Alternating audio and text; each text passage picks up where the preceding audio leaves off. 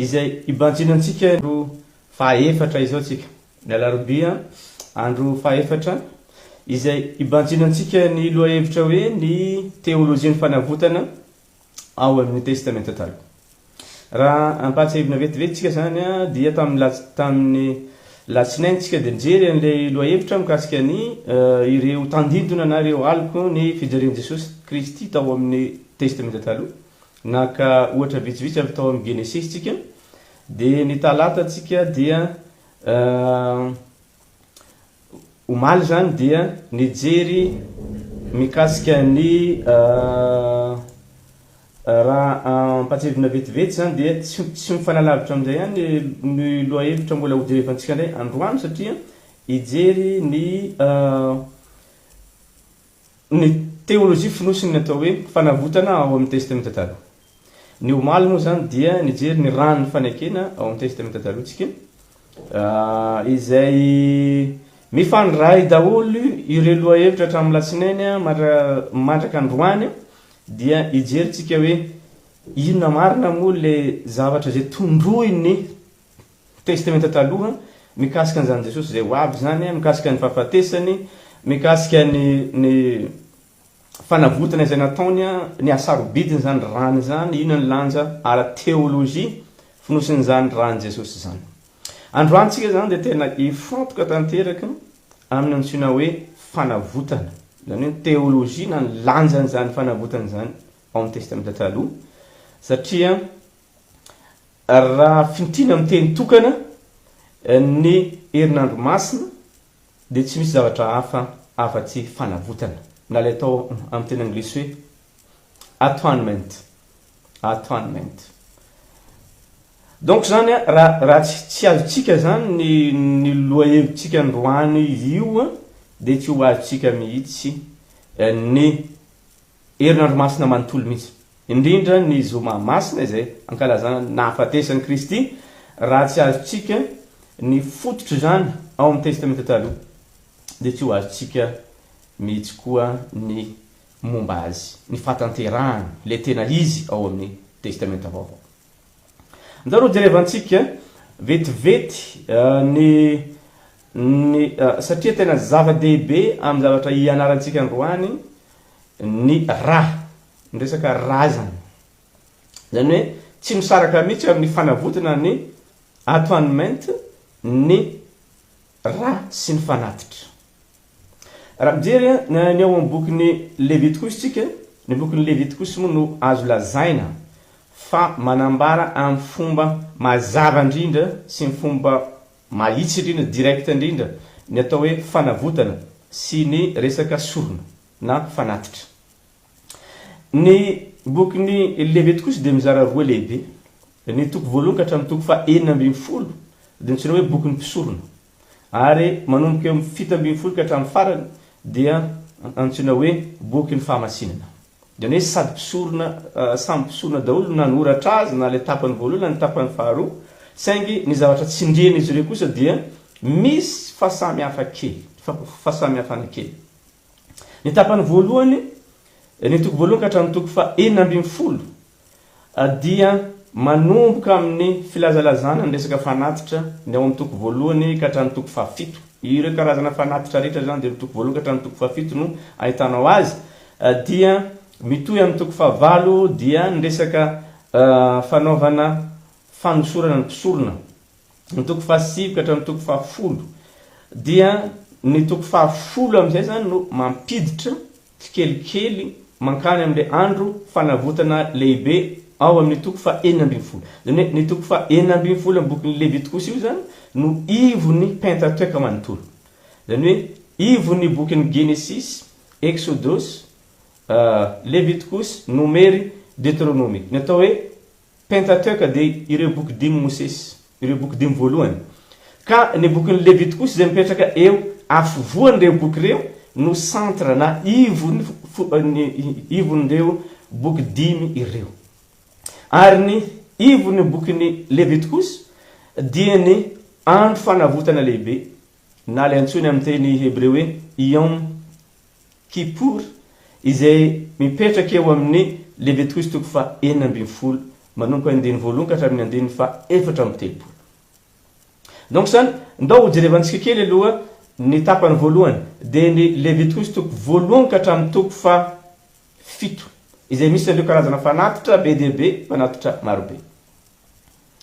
Inona ny teny fantohantsika eto zany androany dia ilay fomba fitenin'ny Paul amin'ny testamenta vaovao. Ozy izy hoe Kristy ozy dia natao ho ota. Raha ny marina zany dia natao ho fanatitra noho ny ota. Kanefa koa amafanatitra noho ny ota azy satria izy nitondra ny fahotantsika dia natao tahaka ny ota, lasa ota mihitsy koa zany zany hoe vongan'ota mihitsy Kristy teo amin'ny tamin'ny fotoana namonjenantsika. Andao hojerevantsika ny zavatra tena tiako ho lazaina amin'izany.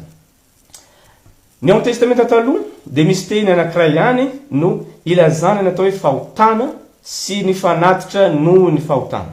Fanatitra noho ny ota. Teny anankiray ihany, le teny hoe hatata.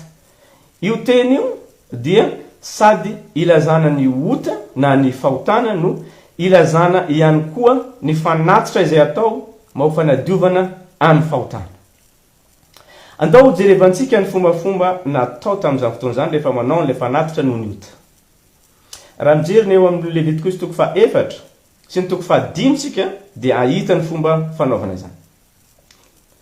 Dia ny toerana fanaovana izany teo amin'ny zanak'Israely dia tao amin'ny ny tranon'ilay fiona na nitsina hoe tsy mbola nisy tempoly tamin'izany fotoana izany fa tempoly finday, tempoly portable no nampiasaina. Dia tao anatin'io tabernakely io no nanaovana ny fanatitra rehetra. Io no ivon'ny fivavahan'ny Jiosy tamin'izany fotoana izany, fivavahan'ny zanak'Israely. Io tabernakely io dia mizara telo lehibe. Ny tapany voalohany dia misy toerana malalaka, tokotany malalaka be zany ny fizarana voalohany, izay toerana famonoan'ireo mpisorona ny fanatitra. Ary eo ihany koa no fitondrany ny olona ny fanatitrany. Ny tapany faharoa dia le antsoina hoe toerana masina. Ao amin'ny toerana masina indray zany no misy ny ireo fitaovana tahaka ny menorah izay ilay fanaovan-jiro fitorantsa amin'ny ilany ankavia dia milany ankavanany ao no misy an'ireo latabatry ny mofo aseho. Dia teo ambony latabatry ny mofo aseho zany misy an'ilay mofo 12 izay mirepresente ny fokon'Israely 12. Dia nisy ihany koa ireo fitaovana hafa izay nampiasaina tamin'izany. Dia ny fizarana fahatelo izay kely satria 5 mètres cube ihany io fizarana fahatelo farany io, kely dia kely izy io. Io no antsoina hoe toerana masina indrindra. Dia tao amin'ny toerana masina indrindra indray no nahitana tsisy zavatra napetraka tao amin'ny toerana masina indrindra afa-tsy fitaovana masina iray ihany, dia ny fiaran'ny fanekena. Dia teo ambonin'io fiaran'ny fanekena io dia nisan'le rapitra fanaovam-panavotana. Rapitra fanaovam-panavotana. Zany hoe ny fiaran'ny fanekena zany karazana kesika izy io, zay eo amin'ny 1m20 eo ny alavany, dia 60 cm ny ampohiny.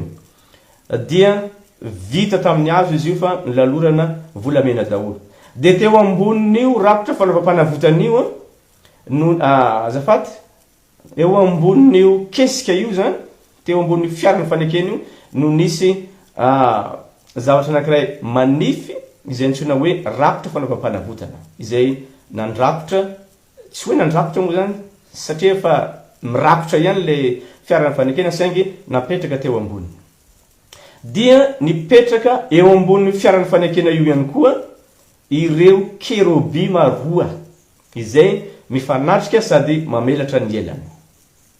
Io ihany no tao amin'ny masina indrindra. Dia ny avy eo amin'le lakorobe, le tokotany malalaka, izay antsoina hoe kianja ivelany, dia tsy misy efitra mampisaraka azy amin'ny fitoerana masina. Fa avy ao amin'ny fitoerana masina, mankao amin'ny masina indrindra kosa nisy efitra, nisy ino izy ty? Rideau zay manasaraka azy. Dia izao zany, rehefa avy eo amin'le kianja ianao zany ka hiditra ao amin'ny fitoerana masina, dia misy an'ilay rideau anankiray izay sady varavarana fidirana ao amin'ny masina io zany, amin'ny fitoerana masina, dia misy sarina kerobima sy loko maro samihafa eo amin'io rideau ao, io rideau io. Dia ny avy eo amin'ny fitoerana masina, mankao amin'ny masina indrindra, dia misy tahaka an'izany ihany koa. Dia izao no ataony zareo isaky ny misy fanaovana fanatitra. Tsara ny afantarantsika an'ilay fombafomba satria misy heviny daholo ireo fihetsika rehetra izay atao tamin'izany fotoan'izany. Voalohany, raha vao misy fahotana, raha ohatra ka mahatsiaro ilay olona hoe nanota, raha mahatsiaro ilay olona fa maloto ara-dritoaly, zany hoe misy karazany roa ny falotona amin'ny Testamenta Taloha, ny any ao amin'ny ny lalàna momba ny fahadiovana sy ny fahamasinana. Dia ny fahalotoana ara-moraly, izay tsinona fa ny fahotana zany, ary ny fahalotoana ritoaly. Ny fahalotoana ritoaly dia tsy voatery ho zavatra fanahininao atao le izy, na zavatra anina, fa mety ho zavatra naturel. Ohatra hoe ny vehivavy anankiray izay voany fadimbolana dia maloto ara-ritoaly izy.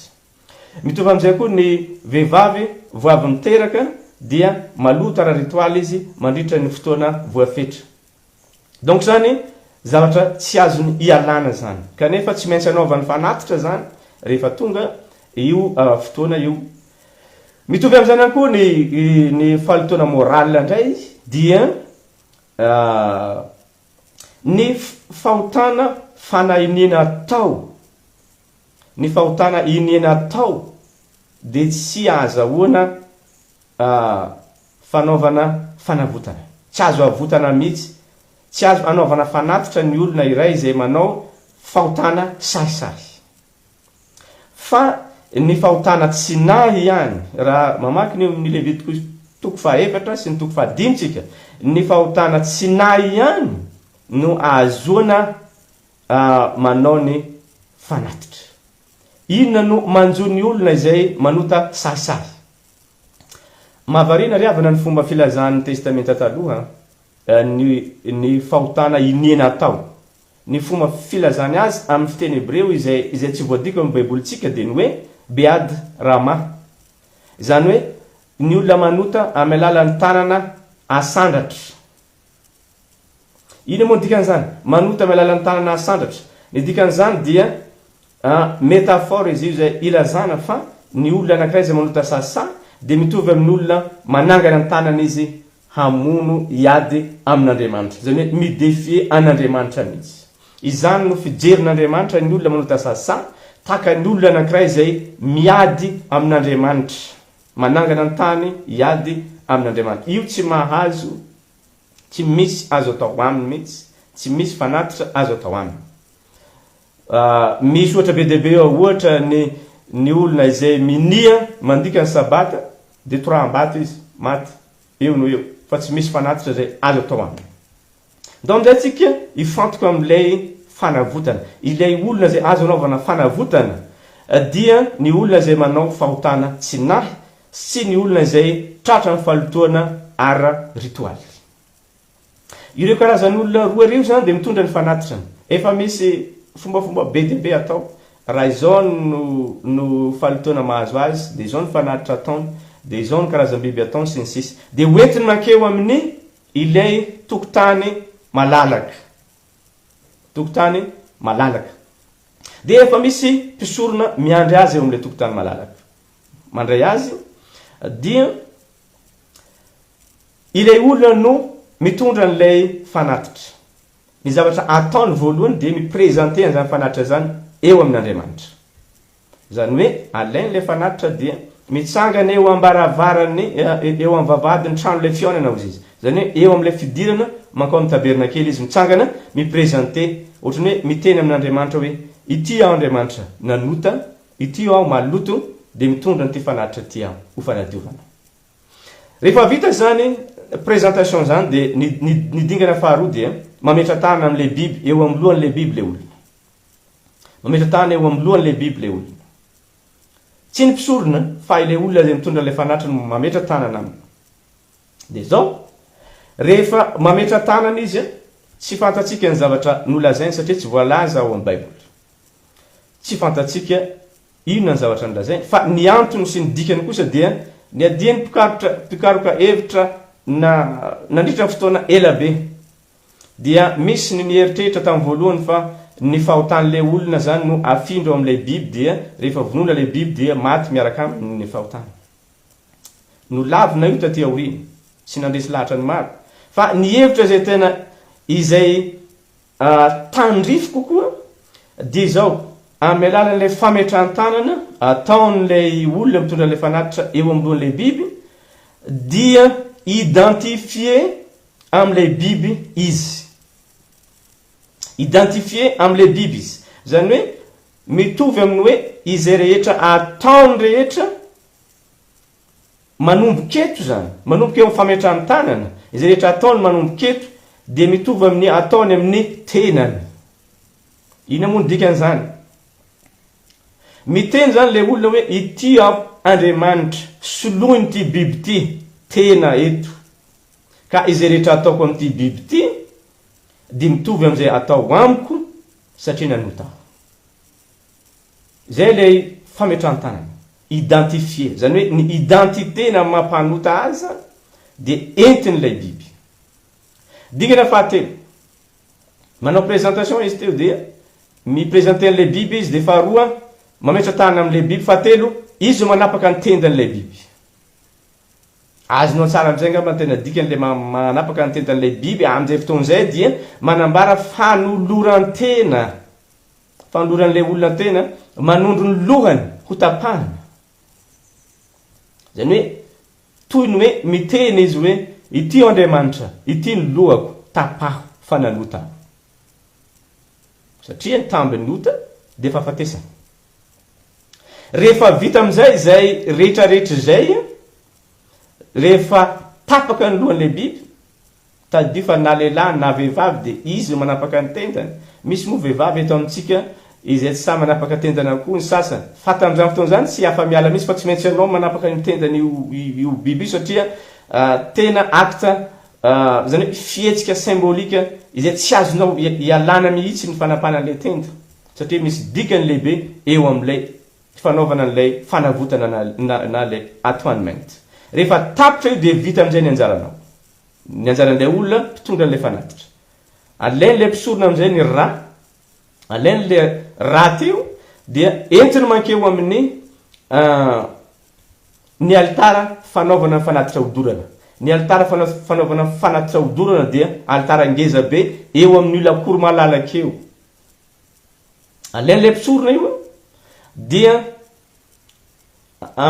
amin'io altara fanaovana fanatitra hodorana eo, hodorana manontolo no tena tokony izy, dia misy tandroka efatra amin'ilay zorony efatra, misy tandroka. misy dikany daholo reny. Ny tandroka dia mirepresenter, misymboliser hery sy fiarovana. Zay dikany tandroka. Rehefa mahita omby ianao dia ny tandroka ny omby dia fiarovan'ilay omby ny tenany.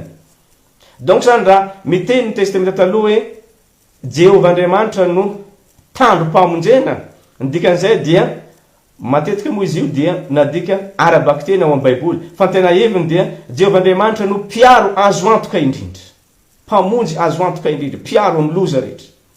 Donc zany ny fisian'ny tandroka eo amin'ny zorony alitara fanaovana fanatitra hodorana manontolo, dia midika fa amin'ny fotoana izay amafazan'ilay mpisorona ny ran'ilay biby eo amin'ny tandro efatra, dia midika izany fa mifampikasoka, mihaona eo amin'ny alitara masina ilay ny ranom-panota sy Andriamanitra.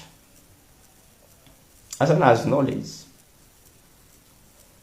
Ny foto-kevitra lehibe amin'izany dia zao: Andriamanitra mpamindra fo, Andriamanitra fitiavana, fa Andriamanitra koa tadio fa masina sy marina, ary tsy compatible amin'Andriamanitra ny tsy fahamarinana, ny fahotana sy ny fahalotoana. Tsy compatible, tsy miaraka aminy. Noho izany izay rehetra manota dia takiny ny rany, takiny Andriamanitra ny rany mpanota rehetra. Kanefa noho ny famindram-pony dia nanaiky izy mba tsy nitendanao ny tapahana, fa nitendana biby. Ilay biby zany no misolo, zay le ma substitution azy. Ilay biby no misolo ilay mpanota, ka tsy ny ran'ilay mpanota no atao eo amin'ny alitara mitakiny, fa ny ran'ilay biby. Ka amin'ny fotoana izay ifampikasoan'ilay ran'ilay biby izay nametrahany tanana ka nifindran'ny identiteny manontolo, dia afapo Andriamanitra ka mamela ny heliko ilay mpanota izay nitondra ilay fanatitra. Raha azonao zany foto-kevitra izany, dia azonao daholo amin'izay ny dikany ny hevitra sy ny teolojian'ny fanavotana. Rehefa vitany mpisorona izany, rehefa nafafiny teo amin'ilay tandroka efatra ny ra, dia ny sisa amin'ny ra dia ariany eo amin'ny fototr'ilay alitara. Dia vita hatreo ny fanavotana, voavela ny heliny hoy Andriamanitra, ary mody any an-trano izy afaka ny fahotana. Izay raha ohatra ka olona tsotra. Raha ohatra ndray ka ny mpisorona be sy ny vahoaka na ny vahoaka manontolo mihitsy no indray manota, dia miditra lalindalina kokoa indray ilay degré n'ilay fomba fanaovana n'ilay fanavotana. Raha ohatra ka ny vahoaka manontolo na ny mpisorona be no manota, dia tsy vita eo amin'ilay kianja ivelany intsony ilay asa fanavotana, fa tsy maintsy miditra ao amin'ny fitoerana masina. Inona indray no atao amin'izany? Mitovy ihany, vonona ilay biby, ametrahana tanana. Raha ohatra ka ny fiangonana manontolo no nanota zany, dia ny mpisorona be no mametra tanana aminy, ary dia entiny miditra mankao amin'ny fitoerana masina ilay ra, ary dia afafiny eo amin'ilay rideau ilay manasaraka ny fitoerana masina sy ny fitoerana masina indrindra. Afafiny impito eo amin'ilay rideau izy, dia rehefa aveo miverina mankany amin'ny alitara fanaovana fanatitra hodorana, le ria mikanja be ihany izy, dia hosorana eo amin'ny ny tandroka efatra, dia vita izy. Voavela koa ny heliko ny fiangonana, voavela koa ny heliko ny mpisorona be, raha sendra ny mpisorona be no manota na maloto. Ny dingana fahatelo izay lalindalina kokoa, dia le andro manokana, andro tokana mantana eo amin'ny fivavahan'ny zanak'Israely. Satria ireny fahotana, ireny loto falotoana rehetra izay diovina isanandro izay niainga avy eo amin'ny alitara fanaovana fanatitra odorana manontolo rehefa miala amin'ilay olona le izy ka voadio izy dia tsy mankaiza koa reny loto rehetrarehetra reny sy reny falotona ireny fa mivangongo ao amin'ny toerana masina indrindra. Azonao sary an-tsaina ve zay? Mivangongo ao amin'ny toerana masina indrindra ao amin'ilay misy an'ilay fiarany fanekena ilay rapitra fanaovam-panavotana. Mivangongo ao ny fahotan'ny zanak'Israely rehetra, ny fahalotony rehetra mandritra ny taona izay miala avy eo amin'ny alitara fanaovana fanatitra odorana, ary dia mivangongo mandoto ny fitoerana masina.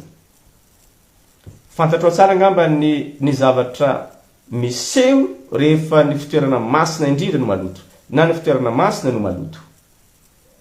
Inona no miseho? Andriamanitra tsy mipetraka ao amin'ny toerana maloto, miala izy. Noho izany tena ny danger izay miandry, izay mananontanina ny fiainan'ny zanak'Israely isan-taona dia ny fialany Jehova avy amin'ny fitoerana masina. Ary rehefa izy miala amin'ny fitoerana masina, miala eo afovoan'ny zanak'Israely, dia tsy misy zava-doza tahaka an'izany. Noho izany, mba ho fanafodin'izany no nanomezana ny Levitikos toko fa 9. Levitikos toko fa 9. Izay momba ny andro fanavotana lehibe, izay anadiovana ny masina indrindra sy ny fitoerana masina manontolo amin'ny fahotan'ny zanak'Israely indray mandeha. Amin'ny fotoana io ihany no idiran'ilay olona masina indrindra teo amin'ny zanak'Israely dia ny mpisorona be. Amin'ny andro masina indrindra dia ny andro fanavotana lehibe, izay nidirany tao amin'ny toerana masina indrindra dia ny tao amin'ny nisy ny fiarana fanekena. Ary amin'io andro ihany koa no azo nanononana ny anarany Jehova Andriamanitra amin'ny fiteny Hebreo ilay hoe Yahvé. Io ihany no azo nanononana azy. Ankoatran'izay dia tsy azo tononona mihitsy io anarana Yahvé io. Noho izany dia izao, raha tsy voadio amin'io andro io ilay fitoerana masina, dia miala tao amin'ny fitoerana masina Jehova Andriamanitra. Mbola tsy nisy teo amin'ny tantara aloha izany. Noho izany dia tena zany hoe sady fanadiovana ilay fitoerana masina zany, ilay fidiranao amin'ny masina indrindra amin'ny andro fanavotana lehibe, no fanadiovana ny zanak'Israely manontolo amin'ny fahotana. Zany hoe tena fanadiovana global mihitsy zany ilay andro fanavotana lehibe. Tena zava-dehibe amin'ny fahavelomany zanak'Israely mihitsy ny fahazoan'ny famelan-kevitra. Ary zao fety be ny zanak'Israely rehefa mivoaka avy ao amin'ny masina indrindra, ny mpisorona be ka navita ny fanavotana. Nahoana indray ny fomba nanaovana izany? Fomba nanaovana azy dia zao: ny manao aloha ny fanavotana ny mpisorona be aloha no atao voalohany. Ny fanavotana ny mpisorona be aloha no atao voalohany, satria izy no anao an'ilay rituel rehetra, dia tsy maintsy izy aloha no diovina voalohany. Ny azy dia omby lahy ngeza be no atao fanatitra ho azy. Dia mitovy amin'ny teo ihany, vonoiny ilay izy, alainy rà, mitsofoka mankany amin'ny masina indrindra izy, dia ny ataony rehefa tonga amin'ny masina indrindra dia ny tanany amin'ny ilany mitazona an'ilay vilia misy ny ilay fanatitra, inona moa filazana azy amin'ny teny malagasy, ilay misy fofona manitra, ilay mamoaka fofona manitra. Io no amin'ny tanany ilany izay mamoaka setroka raha teo moa zany, dia ny amin'ny tanany ilany ny rà. Ny antony tsy maintsy hitondrany an'ilay zavatra misy setroka, izay sady manitra io no misy setroka dia izao, satria ny teny taminy Jehova Andriamanitra hoe zao izy, Jehova Andriamanitra mipetraka eo anelanelany kerubima roa ao masina indrindra io. Io no seza fiandrianako. Ka ianao tsy tokony mahita raha te ho velona. Noho izany dia tsy maintsy mitondra ilay setroka ianao mba anakona ny tsy ahitanao ahy ao masina indrindra. Dia rehefa tonga ao izy dia miditra avy amin'ny ankavanana, dia sokafiny le rideau, dia mitsofoka ao masina indrindra izy. Tsy mahazo mijanona ela ao anatiny ao ny mpisorona be, fa alain'ilay raha teo dia afafiny impito eo amin'ny fasin'ilay fiarana fanekena impito, dia impito ihany koa eo ambonin'ny fiarana fanekena. Misaotra tompo, emboka manitra le izy. Misaotra betsaka amin'ilay amin'ilay teny malagasy. Afafiny impito eo amin'ny fasin'ilay fiarana fanekena, ary impito ihany koa eo ambon'ilay rakotra fanaovam-panavotana. Impito. Rehefa vita zany dia mivoaka aingana izy, mivoaka malaky avy any amin'ny ankavian'ilay rideau, dia mifarana ary amin'ny kianja izay misy ny alitara fanaovana fanatitra hodorana manontolo, ny fanaovana an'ilay fanatitra. Rehefa vitany azy dia miroso amin'ny manaraka. Ny manaraka indray dia vita zay ny an'mpisorona, dia manao ny fanavotana ho an'ny vahoaka amizay. Ny an'ilay mpisorona be teo omby zanak'omby, fa ny an'ny vahoaka kosa dia osy. Maka osy lahy roa zay anaovana filokana na goral amin'ny teny hebreo. Alaina le osy lahy anankiroa dia anaovana filokana, dia ny anankiray dia ho an'i Jehova, ny anankiray kosa ho an'i Azazely. Dia rehefa vita ilay filokana zany, dia hita amizay ilay ho an'i Jehova, dia alaina le osy ho an'i Jehova, dia atao mitovy amin'ny an'ny mpisorona be teo ihany. Alaina ny rano, dia miditra ao masina indrindra, avy eo amin'ny ankavanana izy, manentina azy impito eo amin'ny fasin'ilay fiarany fanekena, impito eo ambonin'ilay rakotra fanaovam-panavotana, ilay caporette, izay lazainy Paoly imbetsaka ary amin'ny testamenta vaovao, zay mbola hojerentsika eo raha ampitso. Dia rehefa vita zany dia mivoaka faingana izy avy ary amin'ny ankavian'ilay rideau, dia miafara ary amin'ny kianja ihany koa zany fanaovana an'ilay raha, fanentemana an'ilay raha eo amin'ilay tandroka efatry ny alitara fanaovana fanatitra hodorana manontolo. Dia vita hatreo aloha ny tapany voalohany zay. Dia ilay zanakosy ho an'ny Azazela kosa, dia ametrahany tanana, tsy tanana anankiray no atao eto fa tanana roa, ametrahany tanana. Ity fametrahany tanana roa ty indray zany dia tsy resaka identification intsony mitovy amin'ilay tarihany voalohany, fa tena transfert. Zany hoe atonony eo daholo ny fahotana, ny hataty, ny pesa, ny avony, ny fahotana, ny fandikan-dalàna, ny fiviliviliana rehetra zay nataony zanak'Israely sy ny falitony rehetra eo amin'ny lohan'ilay biby. Zany hoe mifindra mankao amin'ilay biby, mitovy amin'ireny le camion commune reny zany lay zanakosy ho an'ny Azazela. Zany hoe symboliquement zany lay osy ho an'ny Azazela iny no mitransporter ny fahotany mankany anifitra. Iny osy iny zany dia misy olona anankiray izay voatendry mitondra azy mankany anefitra any amin'ny toerana tsisy olona, satria tsy mahazo miverina aty an-tanàna intsony izy, fa tsy maintsy any izy dia lasa.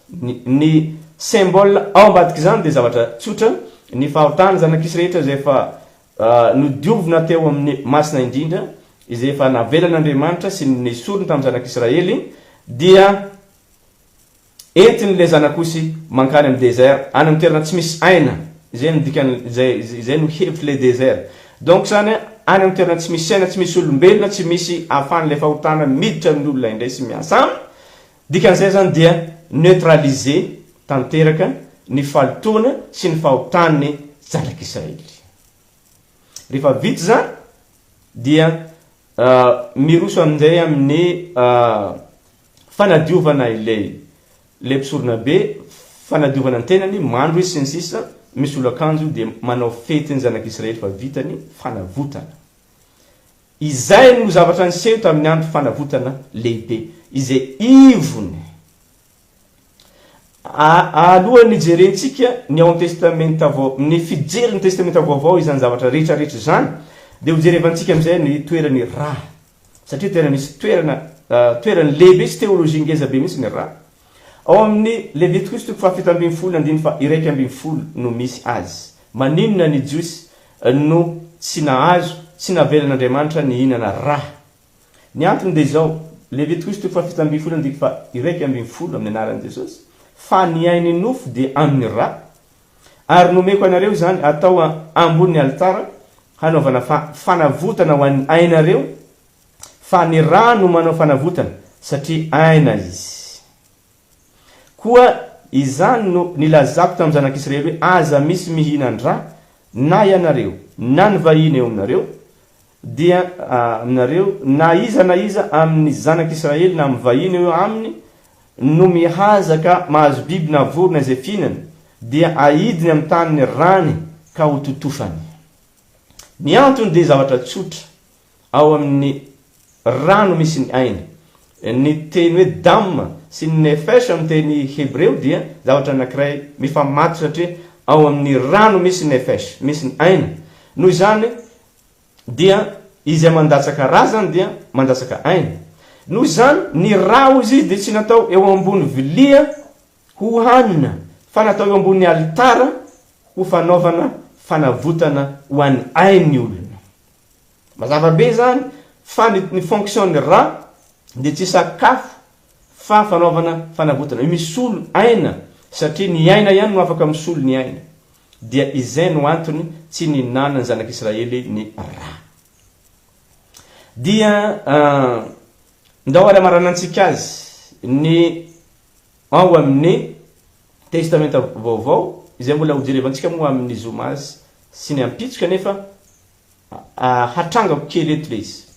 Ile andro fanavotana lehibe teo dia noraisiny ao amin'ny testamenta vaovao ho tandindony Kristy. Rehefa mamaky ny tantaran'ny Jesosy sy Barabasy tsika dia mahita tsara fa ireo le osy anankiroa. Ireo le osy anankiroa amin'ny andron'ny fanavotana lehibe. Ka ny osy izay hoan'i Jehova dia tsy iza fa Jesosy, ary le osy hoan'ny Azazela izay navotsitra fa tsy nivonona dia tsy iza fa Barabasy. Mitovy amin'izay ihany koa ny fijery ny filazantsarany Jaona ny amin'ny Jesosy dia nanindrindray izy ny zanak'ondro ny Paska azy. Ka Jesosy dia maty tamin'ny andro izay nankalazana ny Paska, ary amin'ny zanak'ondro ny Paska azy dia tsy nisy notapahana ny taolany sy ny sisa. Donc zany ny any amin'ny filazantsara dia tena nahita ary manaprofo mazava tsara fa io Jesosy io no fahatanterahany fanavotana ao amin'ny testamenta taloha. Ny rany no ra izay nalatsaka nanadiovana ny fitoerana masina sy nanadiovana amin'ny mpanota. Izay mbola hojerevantsika raha mpitso indray ny fijery testamenta vaovao indrindra ny teolojian'ny Paul mikasika ny hilasterion na ilay fanavotana sy ny Loterana ilay rançon izay nalohany Kristy mba ho fanavotana antsika. Izay indray ary tompoko ny fotoanantsika androany fa dia mankasitraka antsika rehetra nanaraka ny pejy sy nanampiko tamin'ny fanazavana emoka manitra tokoa le izy. Soatra tompoko dia Jesosy omba anareo rehetra azo herinandro fanavaozana sy fihavaozana, ary Jesosy ane alome fanahy masina izay ampiorina atsika amin'ny finoana azy. Dia samotainy Jesosy daholo manaova herinandro masina any amin'ny fiangonana misy atsika tsirairay avy. Mankasitraka tompoko ho an'Andriamanitra irery.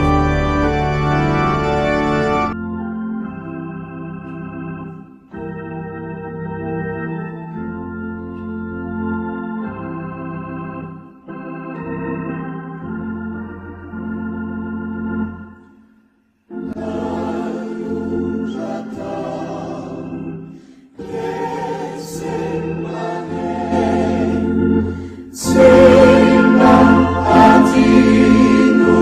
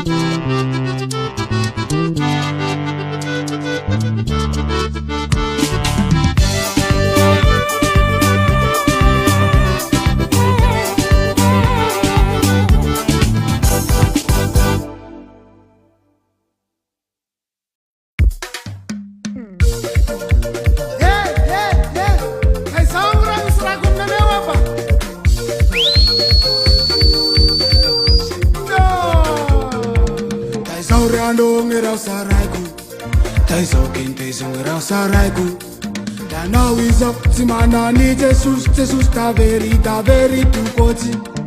E maramu le beanau, e margabu me balanau. E inura angana nau la klu, pati taveri abla jam nau Jesusi. Teolojian'ny fanavotana, Teolojian'ny fanavotana. Nanau isaky manani Jesus, Jesus taveri tukoti. E maramu le beanau. Yemanau me balanau, yerinura anana nola tu asita bela besana Jesosy. Sailai, tavera semnau Jesosy. Inesone Jesosy banana, inesone anukuasi. Fazema ima pesa semeni Jesosy domeni miwasi. Tasua batwa semana, sopa que la miaga, como el cambio tu cosi, la miaga cami Jesosy. La pesa usua zenumena, la pesa usua casialana, okele, orano, obela, senda sarai pamina. Asua vat cosi mana, yeah. La sopa que la miaga, oh my cami asua tu cosi, yeah. Alakamisy Jesosy, la pesa usua zenumena, la pesa usua casialana, okele, orano, obela, senda sarai pamina.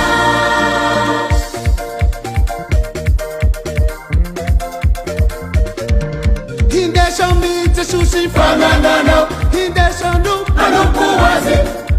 Fazema ima pesa semeni Jesosy domeni miwasi. Tasua batwa semana, sopa que la miaga, como el cambio tu cosi, la miaga cami Jesosy. La pesa usua zenumena, la pesa usua casialana, okele, orano, obela, senda sarai pamina.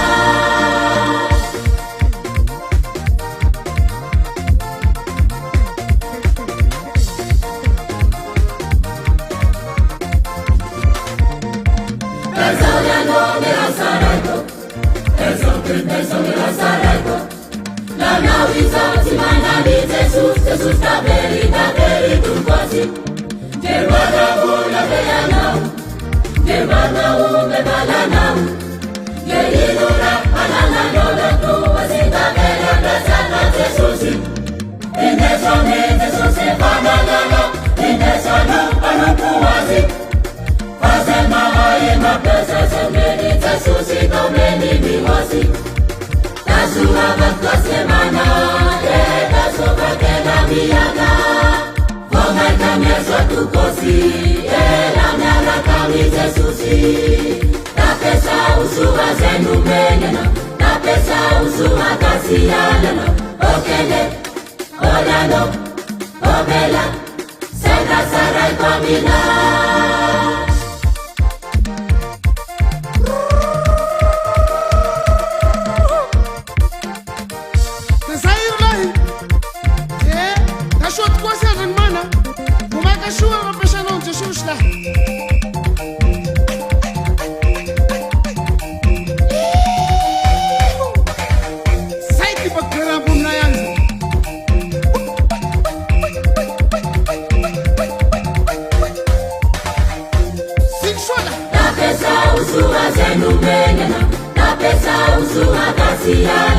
Okele, orano, obela, senda sarai pamina.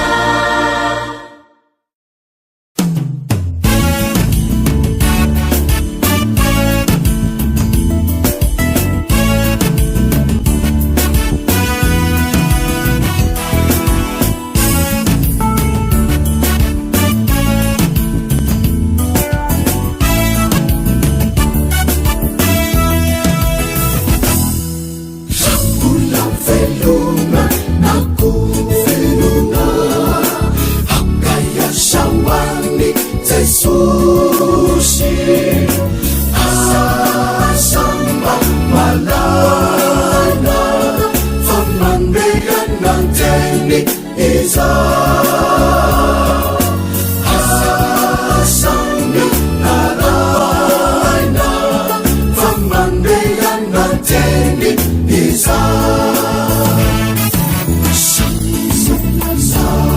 yateni isika hakisifa pandika hapandosundusu viventana yamisafazaraku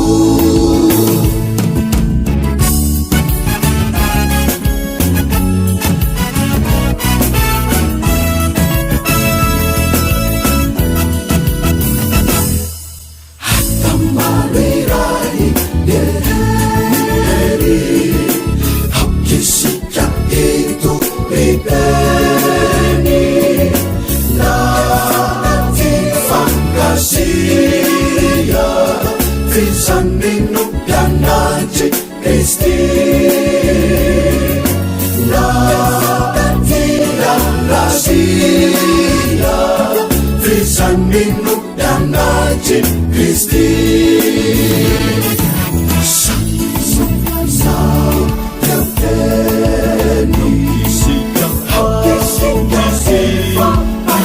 pandika hapandosundusu viventana yamisafazaraku yateni isika pandika hapandosundusu viventana yamisafazaraku.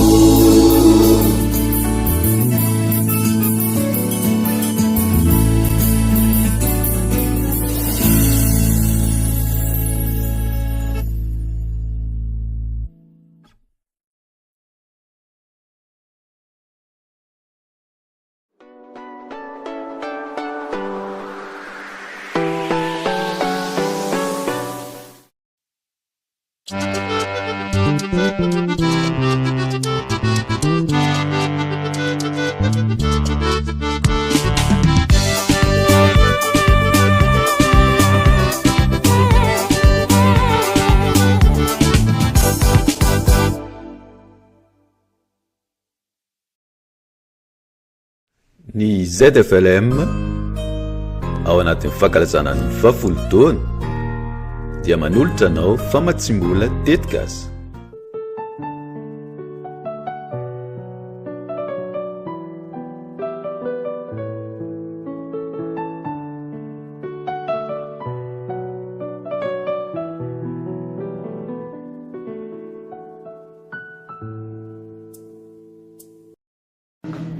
Ny kristiana rehetra mpandray ny fanasan'ny tompo ao anatin'ny fiangonana Loterana-Malagasy no mpandray anjara na afaka mandray anjara ny amin'izao tetikasa izao. Fa ny angatahana kosa dia nivondronana izy ireo ao anatina fikambanana ahitana mpikambana 5 ka hatramin'ny 10. Izy ireo namolavolany tetikasa ahafahany manangana sy manolotra izany azahoana ny famatsim-bola. Eo koa ireo sampam-pikambanana ao anatin'ny fiangonana ary ireo fikambanana miorina ara-dalàna ao anatin'ny fiangonana. Ianareo koa dia afaka mandray anjara ny amin'izao tetikasa izao. Mariana manokana fa ny pastora sy ny sampandrara dia mbola tsy tafiditra aloha ny amin'ity fanohanana ity. Misaotra to. 20 janoary ka hatramin'ny 2 aprily alefaso ny tetikasanao. Raha sampana fikambanana vondrona mpandray misy 5 ka hatramin'ny 10 ka manana tetikasa andraisa anjara.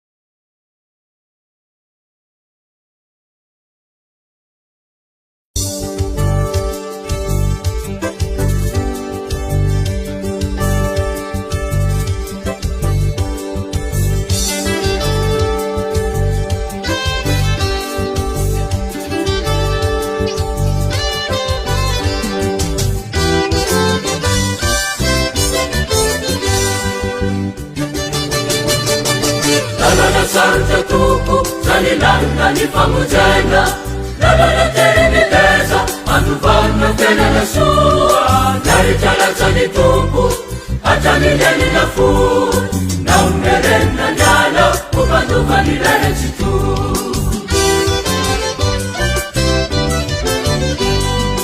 Lalala sarunja tupu Zani nani famujena Lalala tereniteza Anduvana tenana sua Nari chalazani tumpu Atani leni na fu Na umerena nyala Kupanduvani lene chitu Sahibi kweti nyan Yesus inindi na kenti Maribi tiabaniran Ufana kutalana Uri nijani Yesus itukuna Nana nyana Usana kinira Vanira nufane Leta ketsemane Rasa barakise Nilani kutakate Uri nijani Yesus itukuna Nana nyana Usana kinira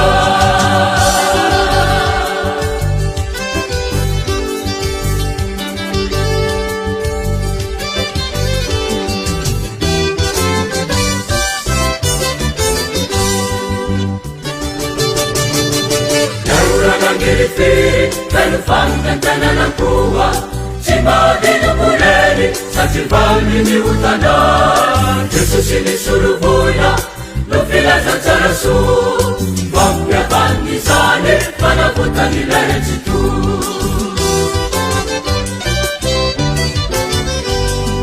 Naruranga ngirifiri Kalufanga tanana kuwa Simadino kuleni Sativani ni utana Yesus ini surubuya Lufila za tarasu Vambya bandizane Panavutani lene chitu Sahibi kweti ngan Yesus ini na kenti Maribi tiabaniran Ufana kutalana Uri nijali Yesus itukuna Nana nyana Usana kinira Vadira nufane Leta ketsemane Rasa barakise Nilani kutakate Uri nijali Yesus itukuna Nana nyana Usana kinira